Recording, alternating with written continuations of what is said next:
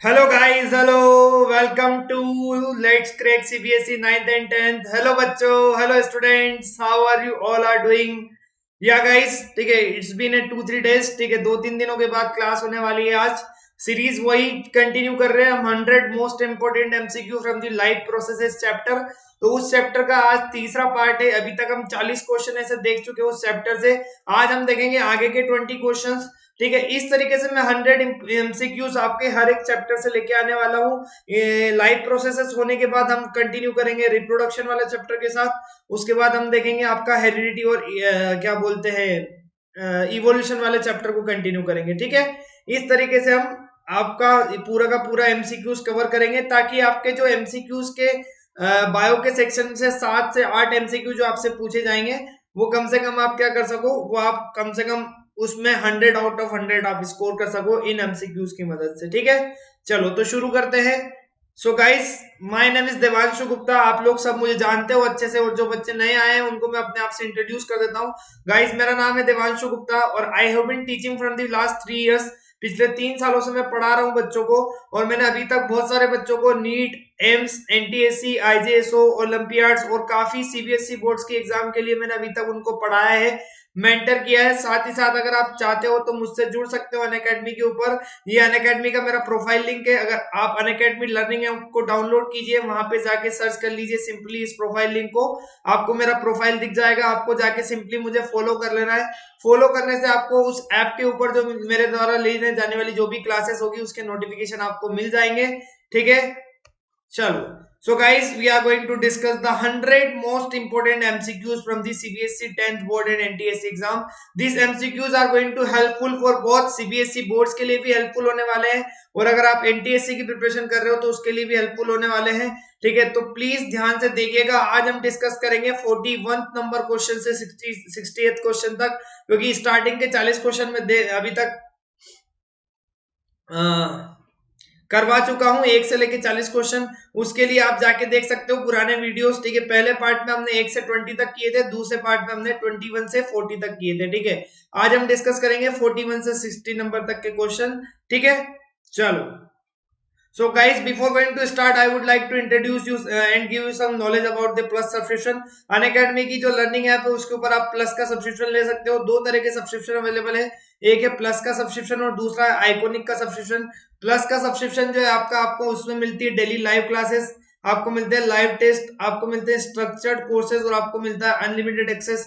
इसी के साथ साथ आपको पीडीएफ डाउनलोड कर सकते हो नोट्स की, और उसके अलावा अगर आप चाहो तो क्या कर सकते हो, डाउट सेशन में अपनी डाउट्स क्लियर कर सकते हो। ठीक है, इस तरीके के सब्सक्रिप्शन अवेलेबल है। इसकी कॉस्टिंग जो है आप यहाँ पे देख सकते हो, ये यहाँ पे 6 महीने से लेके आपके इतने सारे कोर्सेज है, सबकी अलग अलग प्राइसेस है।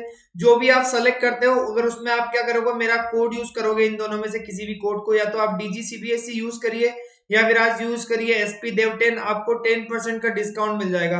तो 10% का डिस्काउंट होने के बाद जो आपकी प्राइस होगी फाइनल 6 मंथ का, अगर आप कोर्स लेंगे तो 9,000 का होगा। अगर आप 12 मंथ का कोर्स लेंगे तो आपको 13,500 का पड़ेगा। इस तरीके से आपके सारे कोर्सेज की जो प्राइस है वो 10% से कम हो जाएगी। और फर्दर इंक्वायरी के लिए आप मुझे टेलीग्राम ग्रुप के ऊपर या मुझे मेरे नंबर के ऊपर मैसेज कर सकते हैं। ठीक है, चलो। Same goes for the iconic. Iconic के सब्सक्रिप्शन में आपको कुछ अमेजिंग से आपको एक मेंटर मिलता है जो पर्सनली आपको गाइड करेगा। ठीक है, आपके पेरेंट्स के साथ कनेक्ट किया जाता है, उनको आपकी प्रोग्रेस के बारे में लगातार बताया जाता है। आपका लाइव डाउट सेशन होता है, जो भी आपकी डाउट होती है उनको लाइव बैठ के सोल्व किया जाता है, और आपके जो सारे बेनिफिट्स होते हैं प्लस के, वो उसके साथ साथ यहाँ भी मिलते हैं आपको।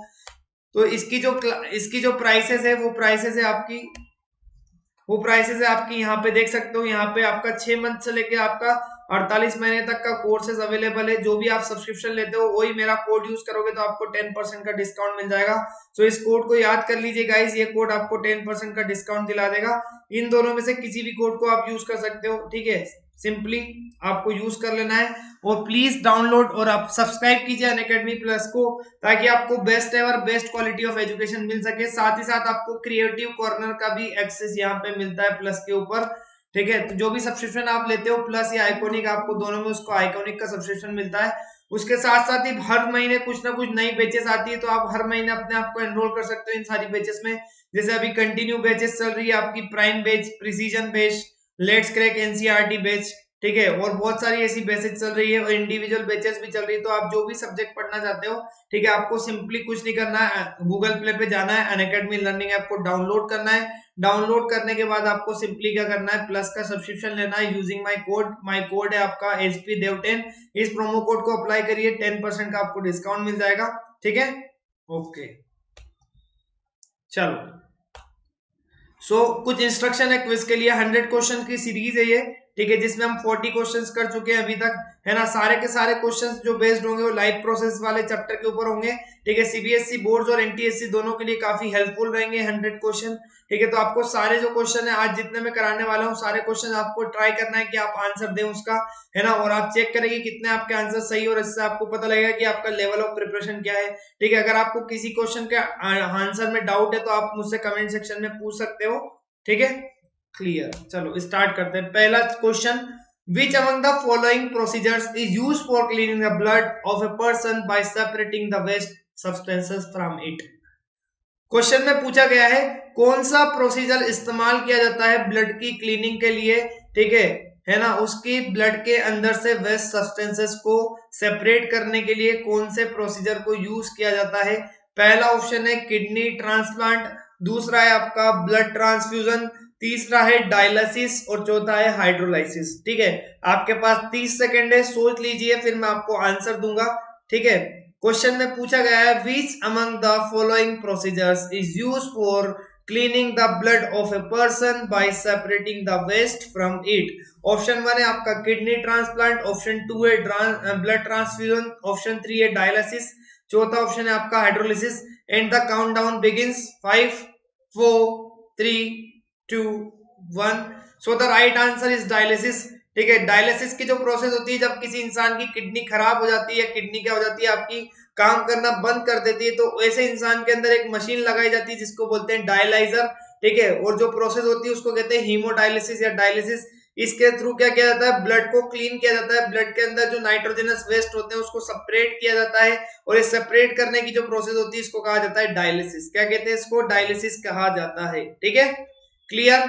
नेक्स्ट, चलो नेक्स्ट क्वेश्चन पूछा है आपको, plant use the energy stored in ATP to accomplish the process of transportation of. ठीक है, मतलब यहाँ पे पूछा है कि प्लांट जो होते हैं, ठीक है, कौन सी प्रोसेसेस का या कौन सी सब्सटेंसेस का ट्रांसपोर्टेशन करने के लिए जो एनर्जी स्टोर्ड होती है एटीपी के फॉर्म में उसको यूज करते हैं। पहला ऑप्शन दिया है वाटर एंड मिनरल्स, दूसरा ऑप्शन दिया है ऑक्सीजन, तीसरा ऑप्शन दिया है वाटर मिनरल्स एंड फूड, चौथा ऑप्शन दिया है फूड। ठीक है, तो आपको बताना है plant use the mineral stored, plant use the energy stored in the ATP to accomplish the process of transportation of. पहला ऑप्शन है वाटर एंड मिनरल्स, दूसरा ऑप्शन है ऑक्सीजन, तीसरा ऑप्शन है वाटर मिनरल्स एंड फूड, चौथा option है आपका food. बताओ क्या होगा answer, and your 30 seconds begin now. ठीक है, सोचिए। क्वेश्चन में सिंपली आपसे पूछा गया है, ठीक है, कि प्लांट्स के अंदर जो एनर्जी स्टोर्ड होती है एटीपी के फॉर्म में उसको किसकी प्रोसेस की, किसके ट्रांसपोर्टेशन के लिए यूज किया जाता है, आपको ये बताना है सिंपली।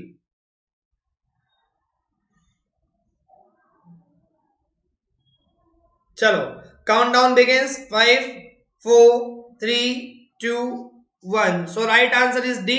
ठीक है, सिर्फ और सिर्फ देखो प्लांट के अंदर जो होता है सिर्फ फूड का जो ट्रांसपोर्टेशन होता है उसमें एनर्जी वेस्ट होती है, उसमें एनर्जी को यूज करना पड़ता है।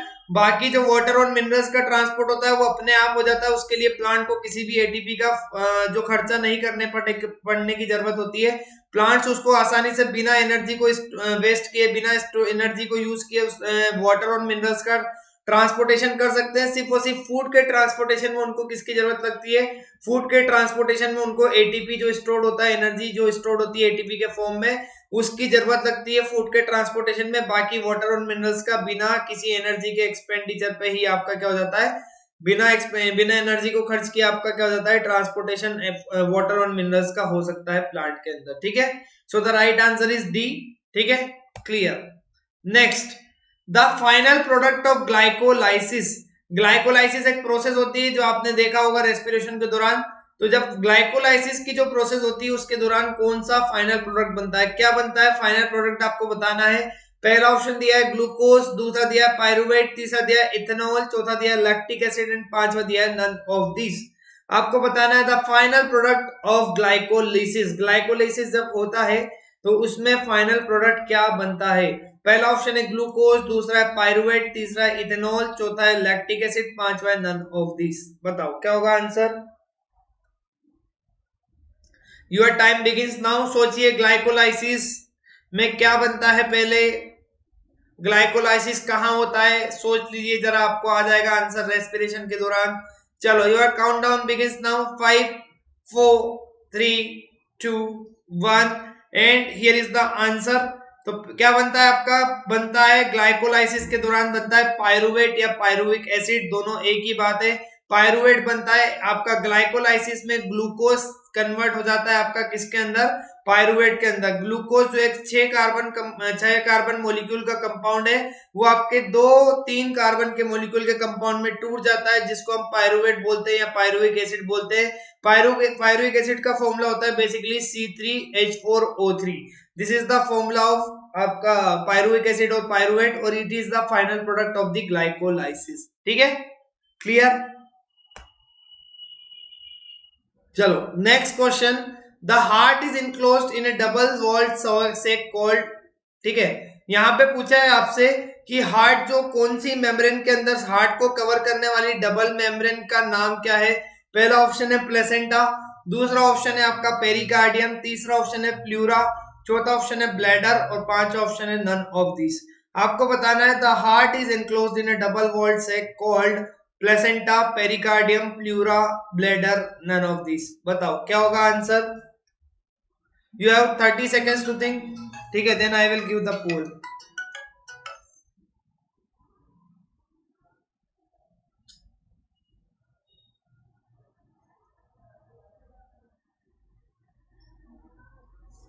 चलो countdown begins. 5 4 3 2 1 and the right answer is B is the right answer. Pericardium जो होती है वो होती है आपकी हार्ट की जो डबल वॉल लेयर, जो हार्ट को क्या करती है, हार्ट की मेम्ब्रेन होती है, हार्ट की वॉल होती है, जो हार्ट को कवर करके रखती है ताकि उसको एक्सटर्नल इंजुरी या एक्सटर्नल जो प्रेशर होता है, मैकेनिकल प्रेशर, मैकेनिकल इंजरी ना हो।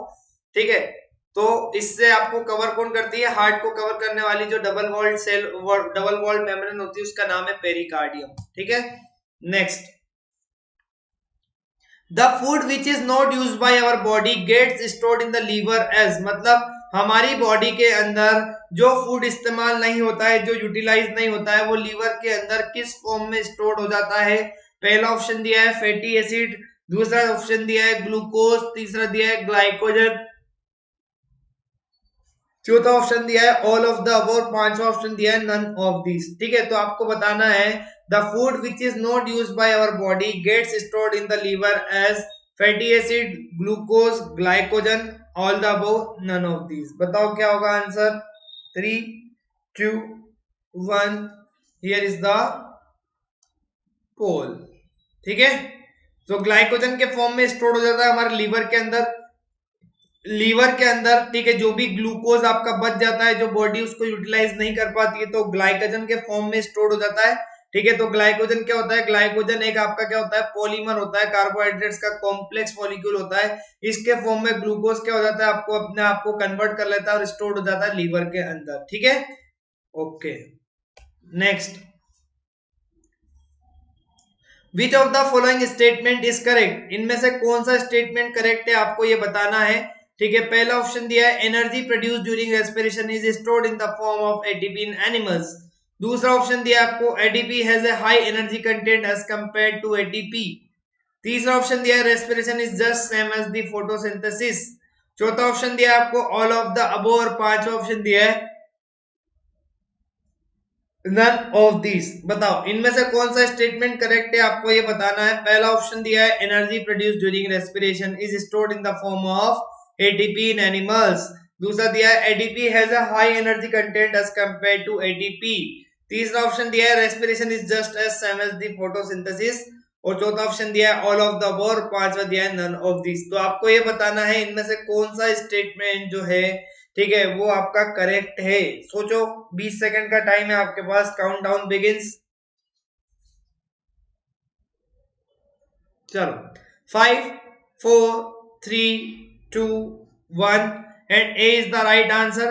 ठीक है, कि जो भी एनर्जी प्रोड्यूस होती है एनिमल्स के अंदर रेस्पिरेशन के दौरान वो किस में फॉर्म हो जाती है, it is stored in the form of ATP, ATP के फॉर्म में स्टोर्ड हो जाती है आपकी। ठीक है, तो आपका ए वाला आंसर सही है, बाकी बी सी डी ई सब के सब गलत है। ठीक है, सिर्फ A is the correct option here, so A is the right answer. ठीक है, next, which of the following statement is correct, आपको यहाँ पे बताना है इनमें से कौन सा स्टेटमेंट करेक्ट है। पहला ऑप्शन दिया है the upper two chambers of human heart are called ventricles, दूसरा ऑप्शन दिया है the lower two chambers of human heart are called atriums, तीसरा ऑप्शन दिया है the chambers of the heart are separated by a partition called pericardium. ठीक है, चौथा option दिया है आपको the pulmonary artery carries oxygenated blood from the right ventricle to the lungs. ठीक है, और पांचवा ऑप्शन दिया है आपको नन ऑफ दिस, तो आपको बताना है इनमें से कौन सा स्टेटमेंट करेक्ट है। पहला स्टेटमेंट वापस से पढ़ देता हूं, the upper two chambers of human heart are called ventricles. दूसरा ऑप्शन दिया है the lower two chambers of the heart are called atriums. तीसरा ऑप्शन दिया है the chambers of the heart are separated by a partition called pericardium. चौथा option दिया है the pulmonary artery carries oxygenated blood from the right ventricle to the lungs, और पांचवा option दिया आपको नन ऑफ दिस। ठीक है, तो आपका काउंटडाउन बिगिन होता है अभी। ठीक है, चलो सोचो क्या होगा answer.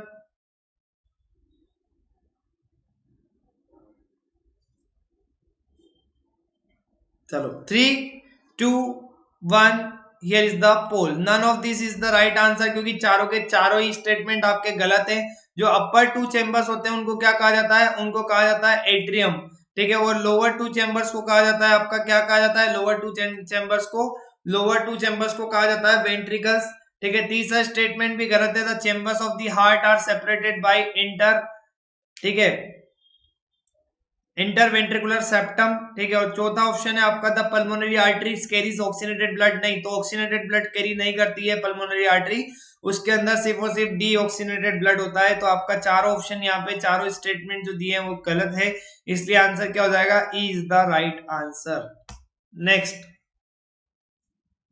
which of the following is the correct sequence of circulation of blood in the human body with respect to lungs। ठीक है, यहाँ पे क्वेश्चन में ये पूछा हुआ है कि अगर लंग्स के रिस्पेक्ट में अगर हम बात करें, ठीक है, तो आपको बताना है कौन सा पाथवे बिल्कुल करेक्ट पाथवे होगा ब्लड का, ब्लड किस तरीके से फ्लो करता है, आपको ये बताना है। ठीक है, चलो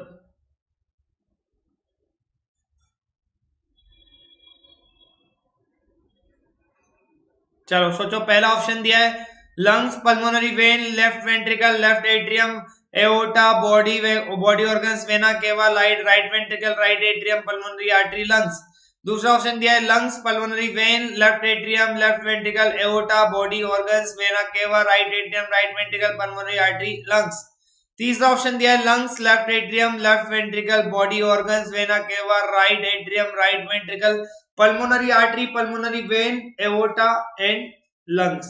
और चौथा ऑप्शन दिया आपको pulmonary artery, pulmonary vein, body organs, vena cava, right atrium, right ventricle, aorta, left ventricle and atrium and lungs. ठीक है, तो आंसर क्या होगा, चलो 5 4 3 2 1, so the right answer is B is the right answer, it is the correct pathway with respect to lungs। Lungs से आपका आती है पल्मोनरी वेन के अंदर ऑक्सीजनेटेड ब्लड, जो जाता है आपका लेफ्ट एट्रियम के अंदर, फिर लेफ्ट एट्रियम से जाएगा लेफ्ट वेंट्रिकल के अंदर, वहां से जाएगा एओर्टा के अंदर, एओर्टा से आपका कहा जाएगा, एओर्टा से जाएगा आपका बॉडी ऑर्गन्स के अंदर, बॉडी ऑर्गन से जाएगा वेना केवा, वेना केवा से जाएगा आपका राइट एट्रियम, राइट एट्रियम से राइट वेंट्रिकल, वहां से जाएगा पल्मोनरी आर्टरी में, और पल्मोनरी आर्टरी लेके आएगी वापस से लंग्स के पास। ठीक है, तो आपका क्या होता है, डबल सर्कुलेशन होता है, और इस तरीके से आपका डबल सर्कुलेशन कंप्लीट के लिए जो आपका जो करेक्ट पाथवे है with respect to lungs, it is the B only. ठीक है, चलो which of the following is a correct statement, आपको ये बताना है यहाँ पे इनमें से कौन सा स्टेटमेंट करेक्ट है। ठीक है, पहला ऑप्शन है आपका the blood pressure of a person is expressed in the MM of Hg. ठीक है, आपको यहाँ पे पहला ऑप्शन दिया है कि the blood pressure of person is expressed in terms of mm of Hg. दूसरा ऑप्शन है the maximum pressure at which the blood leaves the heart through the aorta during contraction phase is called diastolic pressure. तीसरा option the minimum pressure in the arteries during the relaxation phase of the heart is called systolic pressure. All of the above और none of the above? बताओ क्या होगा right answer. सोचिए इनमें से कौन सा स्टेटमेंट आपका गलत है, आपको ये बताना है। विच of the following statement is correct, and आपको ये बताना है इनमें से कौन सा स्टेटमेंट सही है। चार स्टेटमेंट दिए हुए हैं, आपका 20 सेकंड का टाइम चल रहा है। ठीक है, 10, 9, 8, 7, 6, 5, 4, 3, 2, 1 और here is the right answer. A is the right answer. बाकी के दोनों आपके गलत है, क्योंकि जो maximum pressure at which the blood leaves the heart through the aorta during contraction phase is called systolic pressure. ठीक है, और जो मिनिमम प्रेशर होता है, ठीक है, इन the arteries during relaxation phase of heart is called, उसको कहते हैं डायस्टोलिक प्रेशर। तो दोनों की क्या कर दी है, उल्टा पुल्टी कर दी, इसलिए आंसर क्या होगा, ए होगा। ठीक है, चलो। Which of the following is not present in the lymph, आपको बताना है लिम्फ के अंदर क्या नहीं पाया जाता है। पहला ऑप्शन दिया आपको प्रोटीन मॉलिक्यूल्स, दूसरा दिया है डाइजेस्टेड फैट्स, तीसरा दिया है रेड ब्लड सेल्स, चौथा दिया है फ्रेगमेंट्स ऑफ डेड सेल्स और पांचवा दिया है नन ऑफ दीस। ठीक है, आपको ये बताना है कि लिम्फ के अंदर कौन सी चीज प्रेजेंट नहीं होती है, बिल्कुल भी प्रेजेंट जो नहीं होता है आपको वो बताना है। ठीक है, सोचिए इनके इन चारों में से क्या होगा आंसर, चारों या पांचों में से क्या आंसर होगा, क्या होगा आंसर। तो आंसर क्या है आपका, आंसर है विच of the following is not present in the lymph is the 3, 2, 1 here is the right answer. ठीक है, जो रेड ब्लड सेल्स होते हैं आपके, वो आपके क्या होते हैं, वो लिम्फ के अंदर प्रेजेंट नहीं होते हैं। लिम्फ का कलर इसीलिए क्या होता है, कलरलेस होता है due to absence of RBCs. ठीक है, रेड ब्लड सेल्स वहां पे नहीं पाए जाते हैं, इसलिए आंसर क्या है, सी इज द राइट आंसर। ठीक है, क्लियर। चलो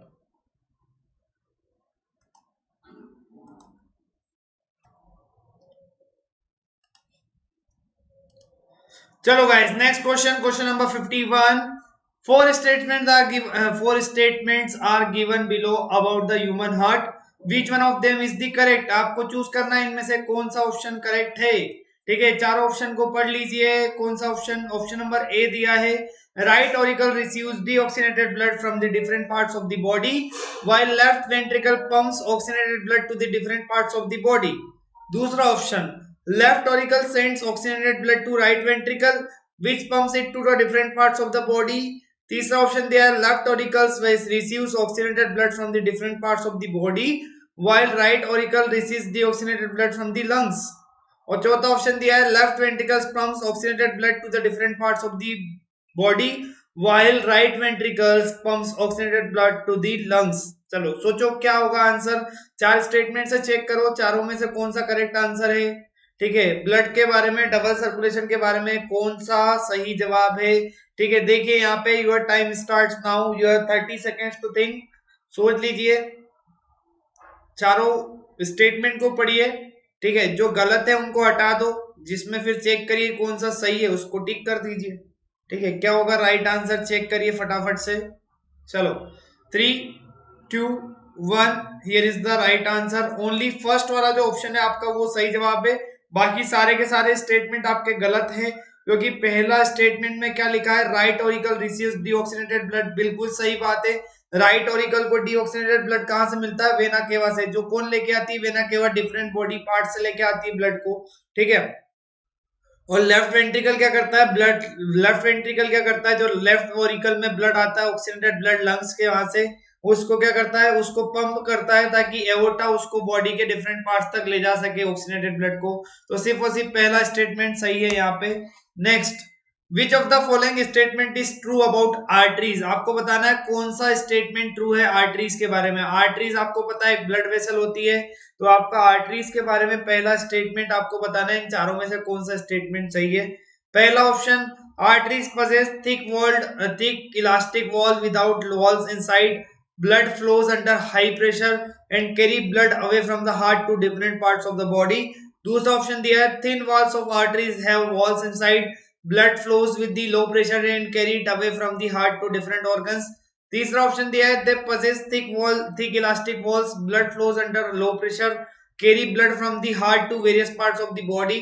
और चौथा ऑप्शन दिया है आपको, they possess thick elastic walls, blood flows under the high pressure, collect blood from the different organs to and bring it back to the heart। बताओ क्या होगा सही जवाब, आपको बताना है which is the right answer।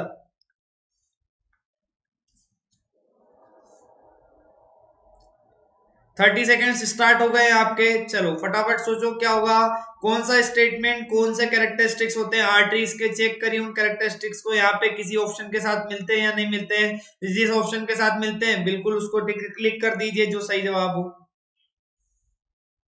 चलो क्या होगा अब, the right answer for this question is the right answer. ठीक है, क्योंकि यहाँ पे देखो आर्टरीज कैसी होती है, आर्टरीज की वॉल थिक होती है, तो वॉल थिक होने की वजह से ल्यूमेन कैसा होता है आपका, छोटा होता है, और ल्यूमेन छोटा होता है और आर्टरीज के अंदर आपका ब्लड हाई प्रेशर में फ्लो करता है, इसलिए वॉल्स नहीं होती है अंदर। ठीक है, वॉल्व जो होती है वो यहाँ पे नहीं होती है। और आर्टरीज क्या करती है, ब्लड को दूर लेके जाती है, किससे, हार्ट से दूर लेके जाती है। पल्मोनरी आर्टरी भी अगर आप देखोगे तो कहाँ लेके जाती है, ब्लड को लेके जाती है हार्ट से, कहा, लंग्स के पास। तो हार्ट से लंग्स के पास ले जा रही है, मतलब हार्ट से दूर लेके जा रही है। ठीक है, इसी तरीके से बाकी सारी जो आर्टरीज होती है वो आपकी, चाहे एओर्टा हो गई, चाहे पल्मोनरी आर्टरी हो गई, सारी की सारी आर्टरी क्या होती है आपकी, ठीक है, they take the blood away from the heart. ठीक है, so A is the right answer. ठीक है, क्लियर। चलो, इन विच वर्टिब्रेट ग्रुप्स, आपको बताना है कौन से वर्टिब्रेट ग्रुप्स के अंदर heart does not pump oxygenated blood, heart does not pump oxygenated blood to the different part of the body. आपको बताना है इनमें से कौन से ऐसे ऑर्गेनिज्म है जिनके अंदर, जिनका जो हार्ट होता है, ठीक है, which does not pump the oxygenated blood to the various parts of the body. पहला ऑप्शन दिया है आपको पाइसेस, दूसरा दिया है पाइसेस एंड एम्फीबियंस, तीसरा दिया है आपको एम्फीबियंस, और चौथा दिया है आपको एम्फीबियंस एंड रेप्टाइल्स। बताओ क्या होगा सही जवाब।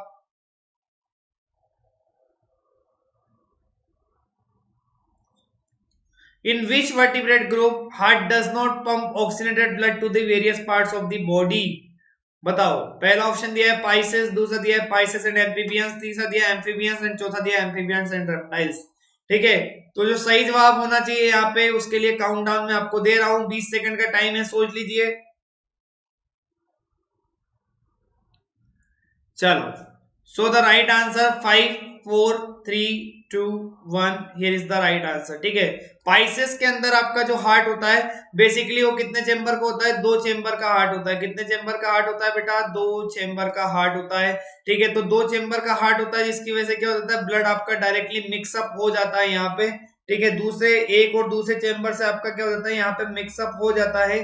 ठीक है, इसलिए यहाँ पे कोई भी ब्लड आपका ऑक्सीनेटेड और कोई भी आपका डीऑक्सीनेटेड ब्लड नहीं होता है। ठीक है, so A is the right answer. Pisces के अंदर जो आपको यहाँ पे देखने को मिलेगा कि आपका क्या होगा, ठीक है, सिर्फ इसके अंदर जो हार्ट जो है ऑक्सीनेटेड ब्लड को पंप नहीं करता है। ठीक है, next,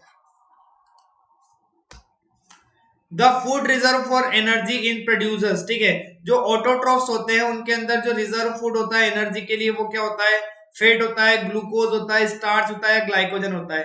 the food reserve for energy, energy के अंदर जो एनर्जी के लिए सेव किया जाता है उस फूड का नाम क्या होता है, प्लांट्स के अंदर, प्रोड्यूसर्स के अंदर, ऑटोट्रॉफ्स के अंदर। ठीक है, the name the food reserve for the energy. ठीक है, तो क्या होगा, चलो 15 सेकेंड है आपके पास, इजी क्वेश्चन है, सोच लो क्या होगा आंसर।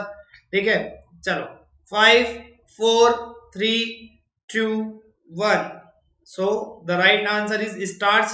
ठीक है, स्टार्च के फॉर्म में आपका कन्वर्ट हो जाता है, ग्लूकोज जब बनता है, ग्लूकोज आपका किस में कन्वर्ट हो जाता है, स्टार्च के अंदर। ठीक है, तो जो स्टार्च क्या होता है आपका, जैसे हमारे एनिमल्स के अंदर ग्लाइकोजन के फॉर्म में कन्वर्ट हो जाता है ग्लूकोज, उसी तरीके से आपका क्या होता है एनिमल्स के, सॉरी प्लांट्स के अंदर आपका जो ग्लूकोज बनता है फोटोसिंथेसिस के दौरान, वो आपका बाद में किस में कन्वर्ट हो जाता है, स्टार्च में कन्वर्ट हो जाता है। And starch is the food reserve for the energy. Energy के लिए जो आपका फूड रिजर्व जो होता है प्लांट के अंदर, वो होता है स्टार्च। जब प्लांट्स फोटोसिंथेसिस नहीं कर पाएंगे तो क्या कर सकते हैं, इस स्टार्च को यूज करके अपनी एनर्जी की जो जरूरत है उसको, रिक्वायरमेंट को फुलफिल कर सकते हैं। ठीक है, next question, first step in the photosynthesis. Photosynthesis के इवेंट में, फोटोसिंथेसिस की प्रोसेस में होने वाली पहली स्टेप कौन सी होती है, आपको उस पहली स्टेप को पहचानना है। पहला ऑप्शन दिया है release of oxygen and absorption of CO2, दूसरा ऑप्शन दिया है ब्रेक डाउन ऑफ वाटर, तीसरा दिया है फॉर्मेशन ऑफ ग्लूकोज, एंड चौथा दिया है आपको absorption of light energy by chlorophyll. सोचो पहली स्टेप क्या होगी फोटोसिंथेसिस की प्रोसेस के दौरान। ठीक है, जो आपके अलग अलग इवेंट होते हैं उसमें आप सोचिए, आपने पढ़ा होगा एनसीईआरटी के अंदर की जो 3 इवेंट होते हैं उसमें सबसे पहली प्रोसेस जो होती है वो क्या होती है, सोचिए जरा, और आपका टाइम स्टार्ट होता है सोचने का अब से। ठीक है, 30 सेकेंड है आपके पास, सोच लीजिए आराम से, याद कर लीजिए फोटोसिंथेसिस का कॉन्सेप्ट, सारे इवेंट को याद कर लीजिए, कहां से स्टार्ट होता है, कैसे स्टार्ट होता है, ठीक है। Then I will give the poll. चलो 5 4 3 2 1 and here is the right answer. तो जो सबसे पहला इवेंट होता है वो होता है जो लाइट आती है सन की, उस लाइट एनर्जी को एब्जॉर्ब करना, और कौन एब्जॉर्ब करता है उसको, क्लोरोफिल, ठीक है। तो absorption of light energy by chlorophyll is the first step in the process of photosynthesis, ठीक है। चलो, in which part of the human digestive tract common bile duct open, आपको पूछा गया है यहाँ पे कौन से डाइजेस्टिव पार्ट जो होता है आपका, कौन सी जो पार्ट होता है जिसके अंदर, ठीक है, ह्यूमन डाइजेस्टिव ट्रैक्ट का या एलिमेंट्री कैनाल का वो कौन सा पार्ट होता है, कौन सा ऑर्गन होता है जिसमें आपकी कॉमन बाइल डक्ट ओपन होती है। पहला ऑप्शन दिया है लार्ज इंटेस्टाइन, दूसरा दिया है ड्यूडेनम, तीसरा दिया है स्टमक, और चौथा दिया है आपको लीवर। बताओ, in which part of the human digestive tract common bile duct open. सोचिए, 30 सेकंड का टाइम है आपके पास। ऑप्शन दिए आपको लार्ज इंटेस्टाइन, ड्यूडेनम, स्टमक और लीवर। आपको सोचना है इसमें से क्या सही जवाब होगा। चलो,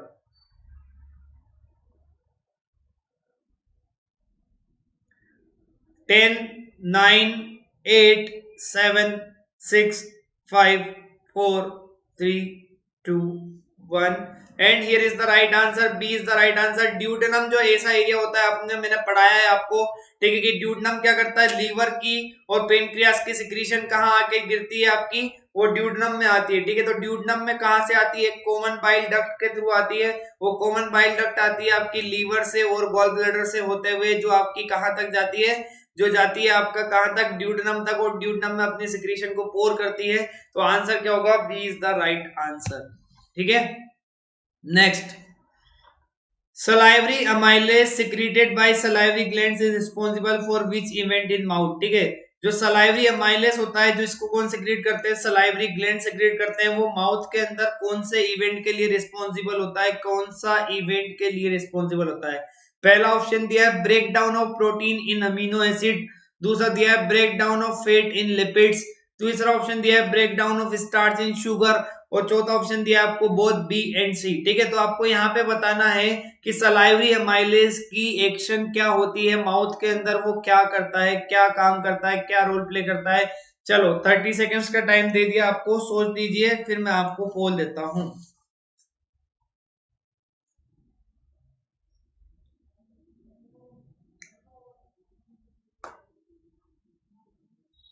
3 2 1 एंड हियर इज द पोल। भाई, सलाइवरी अमाइलेज नाम से आपको पता है एंजाइम का नाम टाइलिन भी होता है, और सलाइवरी अमाइलेज का काम क्या होता है, कार्बोहाइड्रेट्स का डाइजेशन करना, शुगर्स का डाइजेशन करना, किसके, स्टार्च को कन्वर्ट करना शुगर में, ठीक है। तो स्टार्च को किस में कर देता है, शुगर में कन्वर्ट कर देता है। आपका जो भी कार्बोहाइड्रेट्स होते हैं उसको कन्वर्ट करता है माल्टोज के अंदर। सलाइवरी अमाइलेज की एक्शन से जो भी कार्बोहाइड्रेट्स होते हैं वो किस में कन्वर्ट हो जाते हैं, माल्टोज के अंदर कन्वर्ट हो जाते हैं।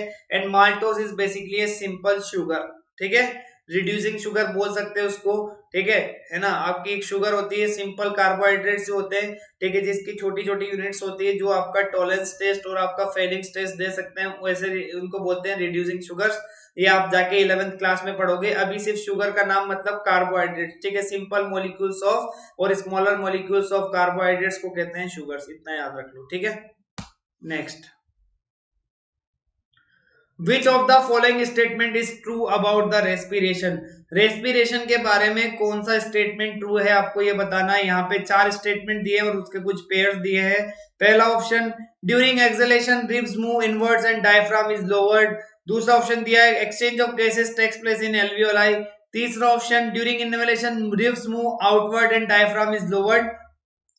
चौथा ऑप्शन दिया है haemoglobin has a greater affinity for carbon dioxide, ठीक है।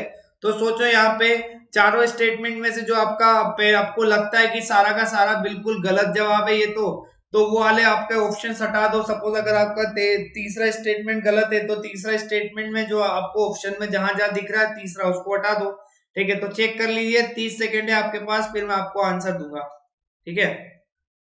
ऑप्शंस रिपीट कर देता हूं, during exhalation ribs move inward and diaphragm is lowered, ठीक है। दूसरा ऑप्शन दिया है exchange of gases takes place in alveoli.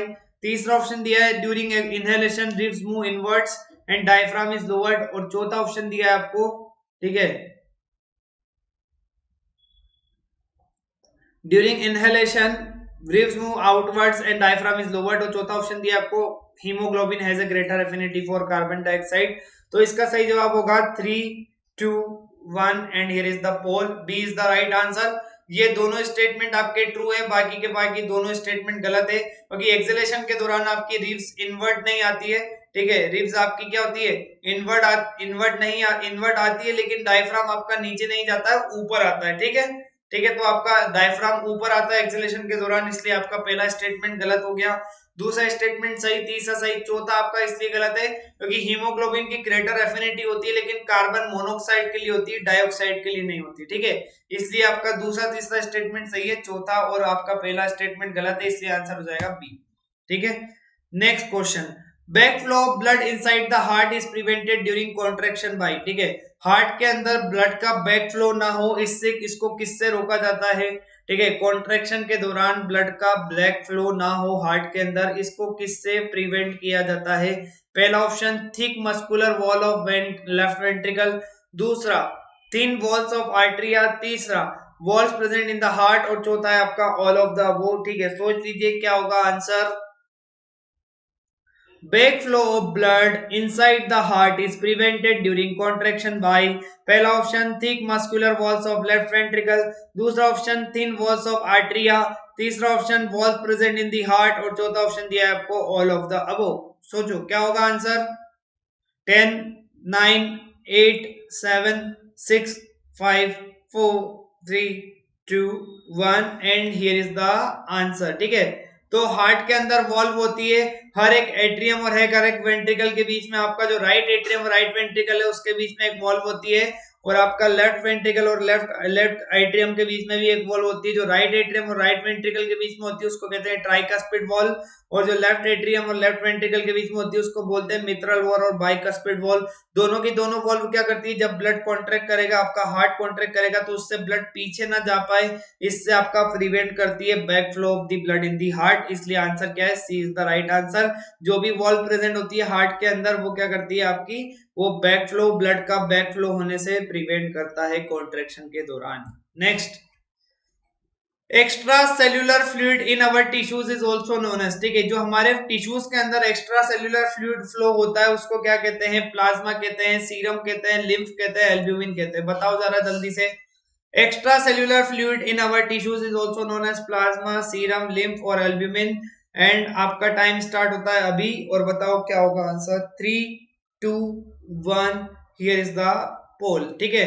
तो लिम्फ को आपका टिश्यू फ्लूइड भी बोलते हैं, एक्स्ट्रा सेल्यूलर फ्लूइड भी बोलते हैं, बिकॉज आपका क्या होता है, ये टिश्यूज के अंदर आपका जो क्या होता है, जो फ्लूइड होता है आपका, उसको हम टिश्यू फ्लूइड बोलते हैं, इसलिए लिम्फ का दूसरा नाम टिश्यू फ्लूइड भी होता है। ओके, चलो गाइस, ठीक है, तो आज के 20 क्वेश्चन हमने कर लिए हैं, है ना, और आपको आई होप आपको सारे डाउट्स क्लियर हो गए होंगे। So guys please subscribe to the channel अगर अभी तक आपने चैनल को सब्सक्राइब नहीं किया है, और please click on the like button अगर आपको आज का वीडियो अच्छा लगा, आपको 20 के 20 क्वेश्चन अच्छे लगे तो प्लीज इसको लाइक कीजिए, अपने दोस्तों के बीच में शेयर कीजिए, और अगर आपको कोई डाउट है तो आप कमेंट सेक्शन में मुझसे पूछ सकते हो। इसी तरीके से मैं अपने ज्यादा से ज्यादा एफर्ट्स लगा के लिए आपके लिए बेस्ट से बेस्ट कंटेंट लेके यहाँ पे इस चैनल के ऊपर आता रहूंगा। तब तक के लिए bye bye guys, take care and have a great day ahead. Okay, bye bye guys, take care.